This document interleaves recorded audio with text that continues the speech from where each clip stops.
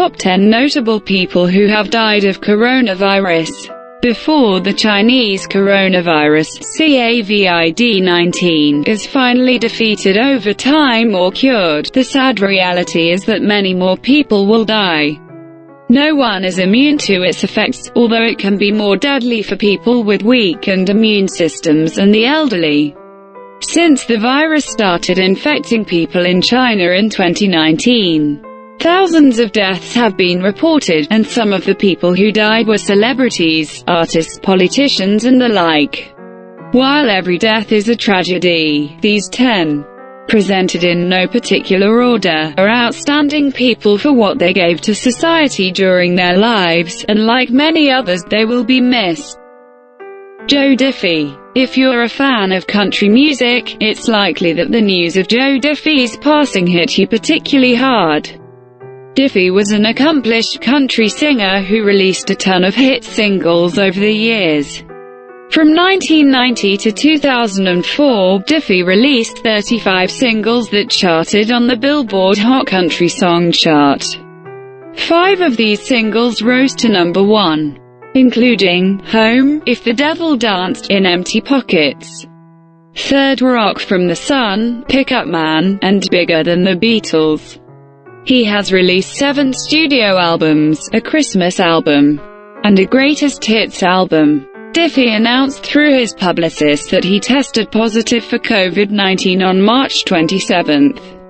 He remained in a critical condition from the disease for 2 days, and he died on March 29 at the age of 61.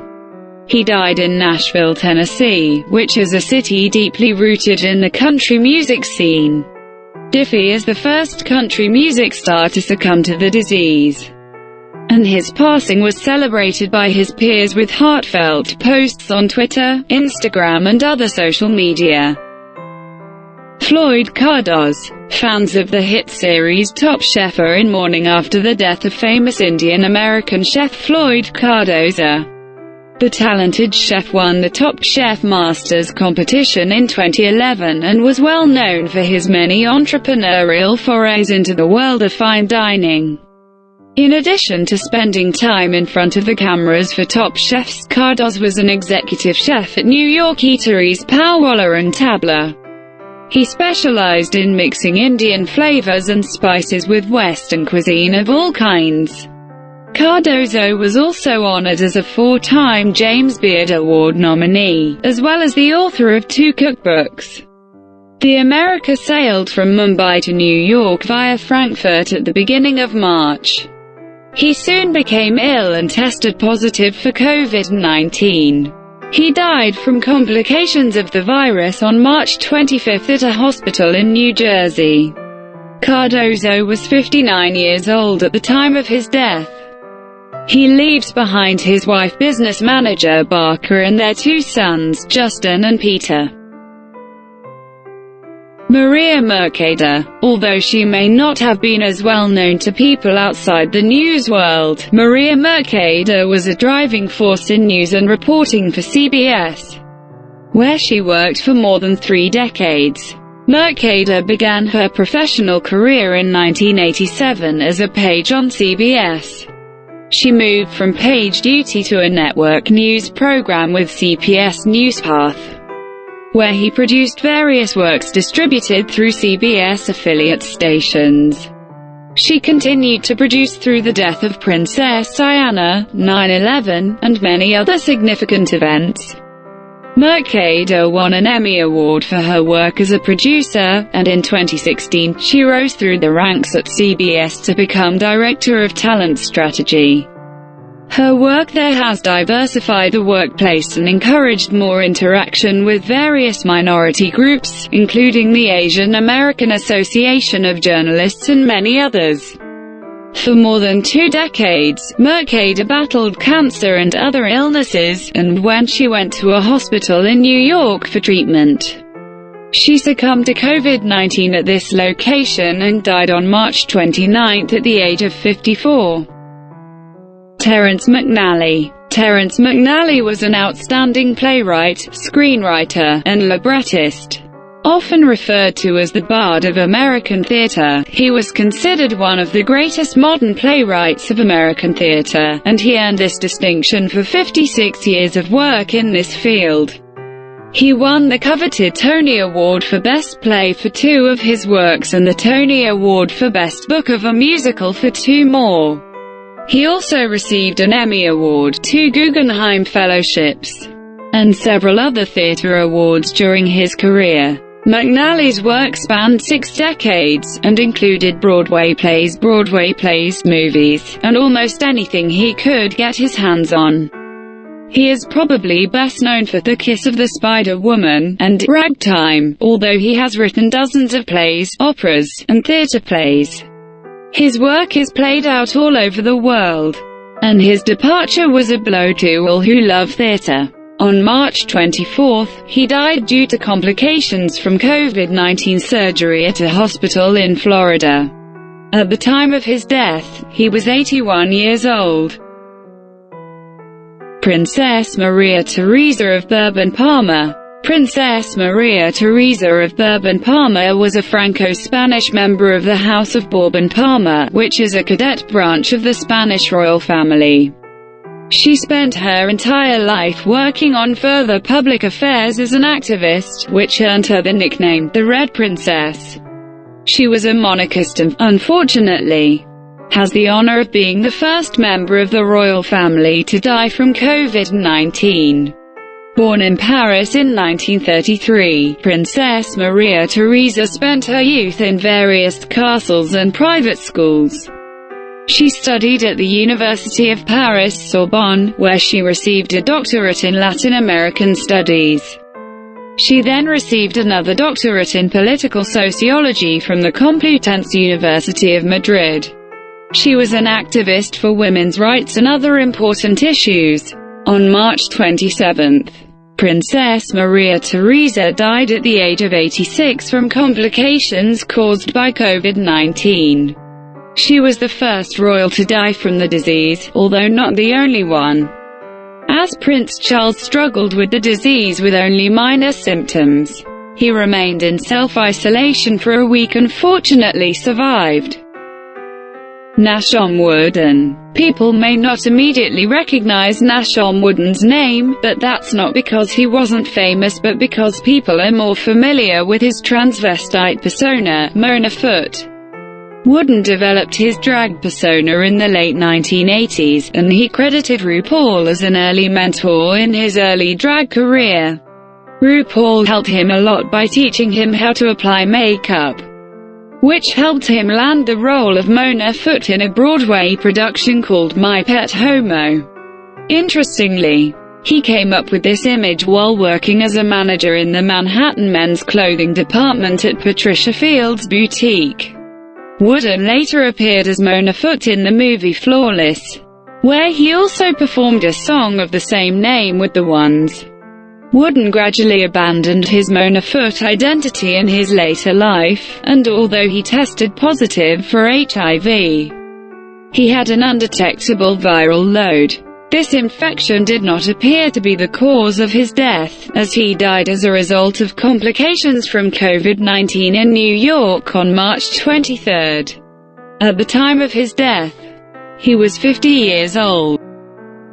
Manu Dibango. Emmanuel Njoke. Manu Dibango was a Cameroonian musician who was well known in the jazz world, as he was an outstanding composer and saxophonist. Dibango's career spanned 6 decades, consisting of numerous hits, although he is probably best known for his 1972 single, Soul Makossa. This hit will later be sampled by Michael Jackson, Kanye West and many other prominent musicians around the world. Dibango's career began at the age of 15 after he moved to Paris immediately after World War II. He played saxophone and piano and quickly became a regular member of the European jazz circle. He became an international sensation with Soul Makossa, which was originally planned as the B-side to the anthem he wrote to celebrate Cameroon's success in hosting the 1972 African Cup of Nations football tournament. News of Dibango's illness appeared on his Facebook page, where it was noted that he was hospitalized with an infection from COVID-19 on March 18. The following week, his Facebook page confirmed that he died on March 24 from the virus at the age of 86. Lucia Bose. Italy is one of the most affected countries where COVID-19 is concerned, and no one seems to be immune from infection. Lucia Bose was an outstanding actress in her native Italy, where she became famous during the period of Italian neorealism that began in the 1950s. At first she worked in a bakery, but in 1947 she won the second edition of the Miss Italy beauty pageant, which launched her career as an actress. She starred in several prominent roles in the early 1950s, peaking in 1955 before coming to an end. She fell in love with a Spanish bullfighter while filming Mercader and Ciclista. She decided to give up her career to start a family. She eventually returned to acting and starred in numerous roles, with her last work being done in 2007. She is the mother of the famous Spanish singer Miguel Bose and has been a highly respected performer throughout her life. On March 23, she died of pneumonia complicated by a COVID-19 infection. At the time of her death, she was 89 years old. Daniel Azula. Daniel Azula was a comic book artist and educator who was well known and respected in Brazil and beyond. His work was highly regarded in the art community, and he is probably best known for his children's series Turma do Lam Lam.